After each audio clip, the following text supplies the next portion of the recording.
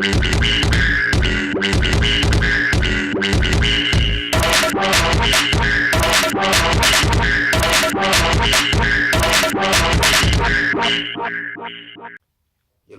welcome to that W team. It's your boy DIGA, and this is my top 10 favorite films.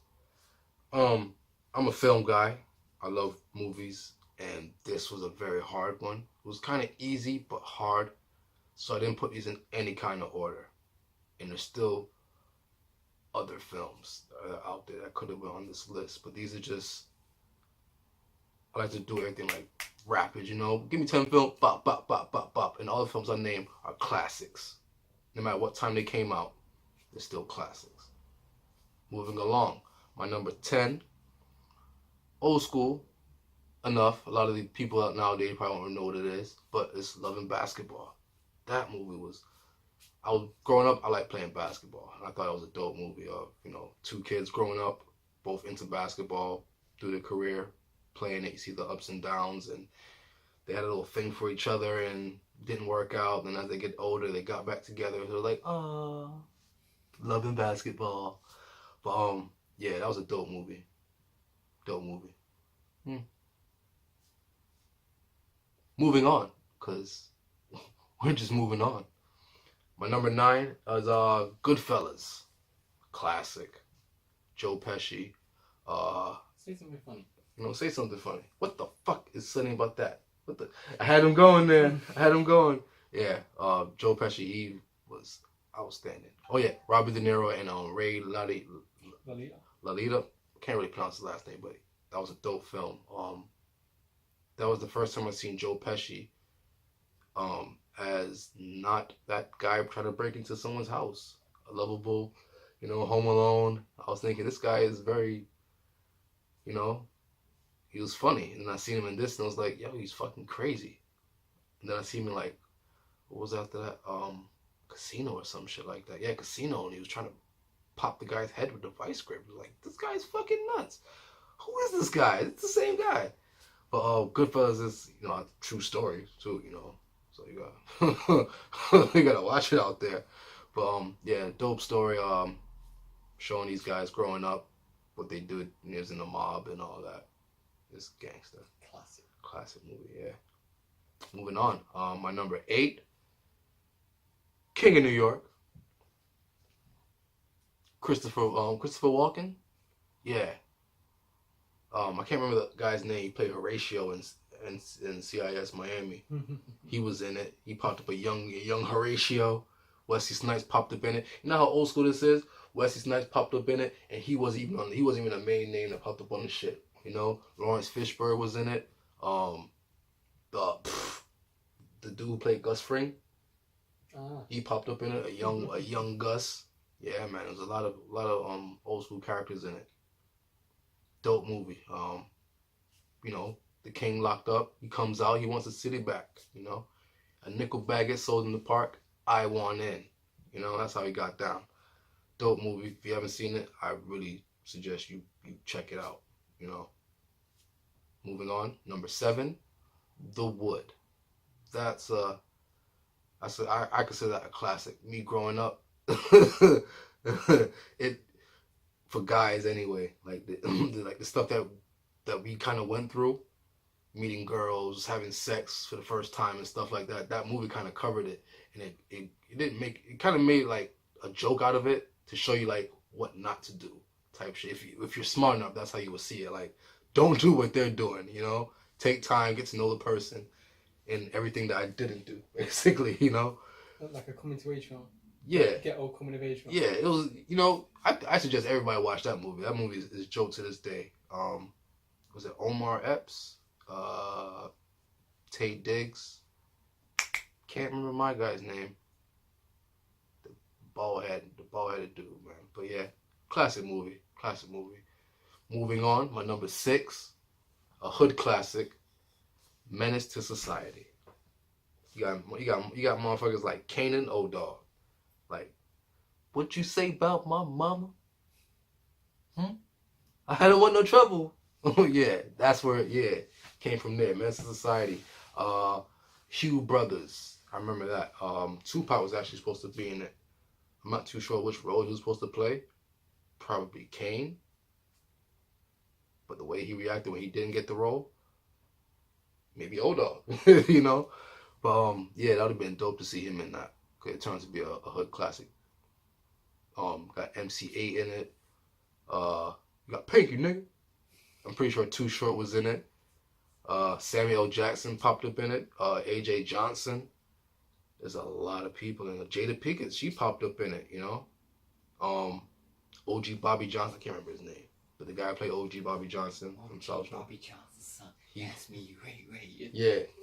That could have been on my list too, South Central, but that's dope too. But yeah, that's my number 6, Menace to Society, hood classic. Check it out.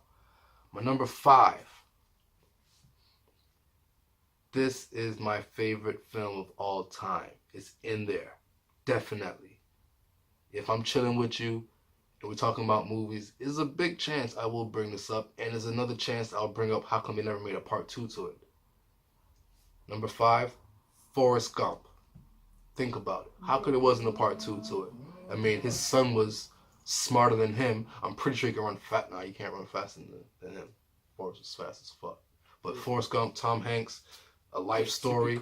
Typical sequel trope, though, isn't it? Just having a mirror story for his son to do exactly what his father did. So maybe, but think about it.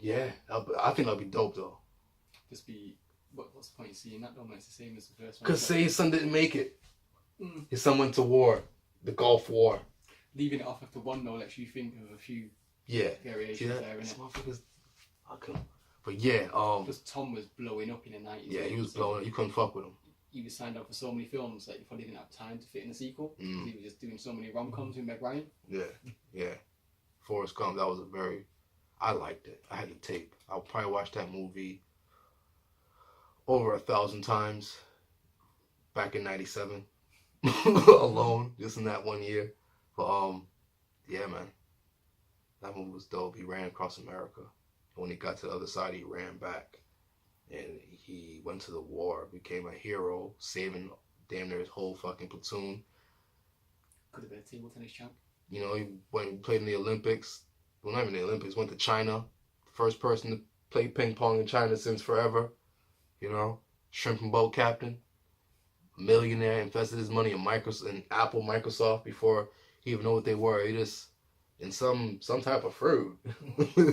But yeah, he went to the war and he was dope with the guns and all that. And they teach him tell him that he was slow. He had crooked legs and he just outshined all that, man. He met the president of the United States, which is nothing big. But back then, he met him like 3-4 times. But yeah, that's my 5th. Number 5, Forrest Gump. Classic. Number 4, City of God. That movie, that's a classic. I'm not into subtitle movies, but after watching this, I give subtitle movies a chance because City of God caught me off guard, and it just hit me from different angles. It's the life of, from the 60s, 70s, and the 80s in Rio de Janeiro. Favelas. Yeah, in the real slums, like before they had electric in the hood. It's dope. And they even have sequels, City of Men, and they have it's a movie and it's a TV series of it. I got the TV series. I've seen the movie. I like the movie a little bit more because it's like the series, but has a little bit extra in it. But City of God, fantastic movie. It gets you. I know a little bit of Portuguese now. You know, I watch it so many times. I don't need the subtitles. Just play it. I know what he's talking about. But dope movie. It ain't nothing to fuck with out there. Like they will. Kids running with pistols. Yo, Lil Z. Running with pistols, taking over the city at the age of 13. Like, they don't play over there. That movie is crazy. And it's a true story, too. So, true story movies, they always get it from me. That's my number 4, City of God. Moving on, number 3, The Raid.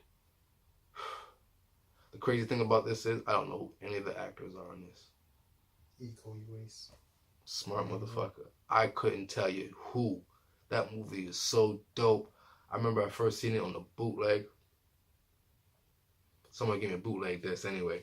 And the shit was crazy. It was MDK from the beginning to the end. there's one scene. There's one scene that put this movie in my list. He must have broke through the door or something, and the bottom of the door is all jagged. And he grabbed the dude by his neck and he jumped back, and his neck landed on the jagged part of the door. When I seen that, yeah, when I seen that, I was thinking, yo, this shit is crazy. That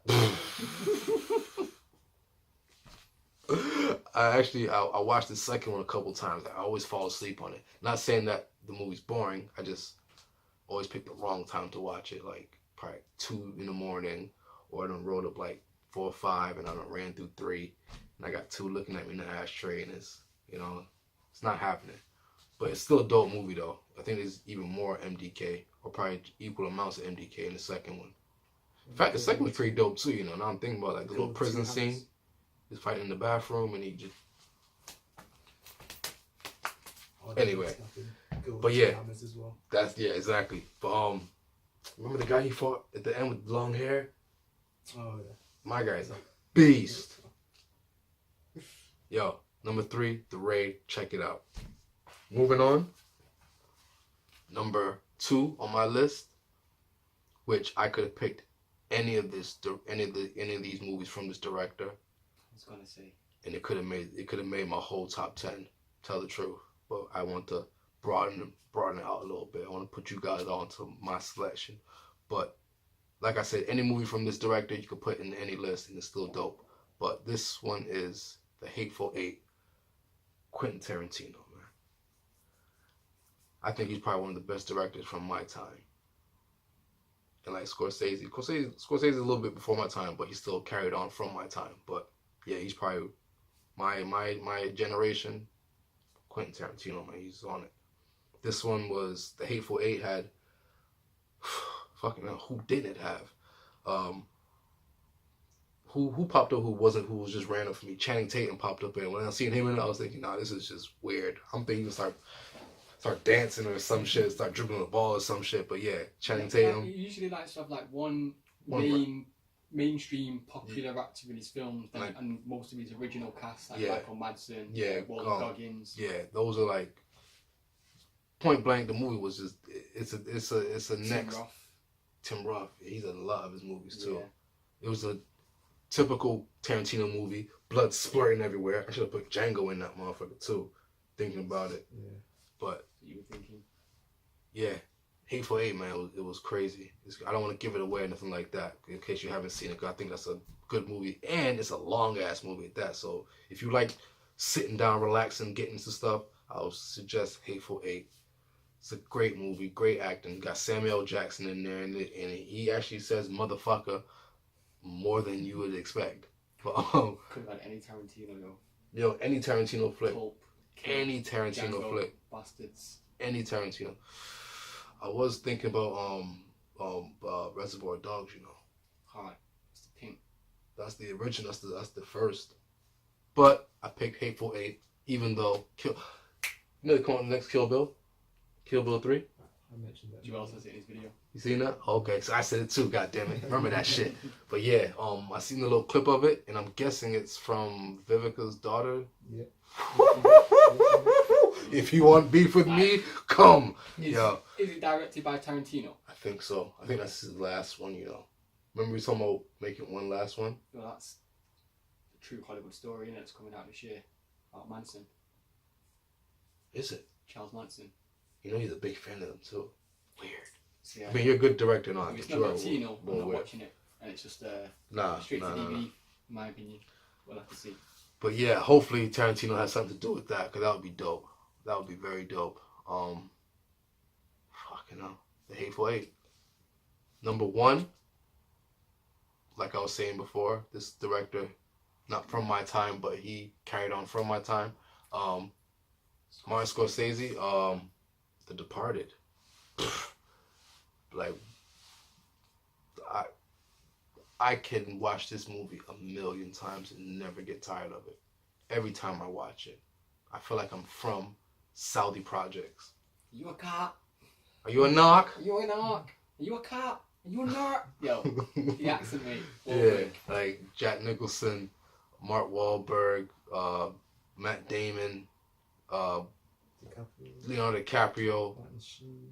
Martin Sheen. Yo, Ray Winston. there was so much going on in that movie. A lot of betrayals. An undercover cop in the. There was. I think Joel said it was like cat and mouse. Yeah. To me, it kind of felt like hide and seek. Yeah, it was basically that cat and mouse hide and seek through the whole movie, like trying to find the knock, you know, which was I thought was amazing. But A cop trying to find a crooked cop. yeah, it was a big circle. With sprinklings of the mob. Yeah, and you just see how characters, how grimy they get to protect themselves, because they were getting serious. But anyway, The Departed, if you haven't seen it, go check it out. In fact, if you haven't seen any of the movies from my list, go check them out. In fact, if you haven't seen any of the movies from the guys' list, check those out, definitely. It's your boy DIGA. Peace.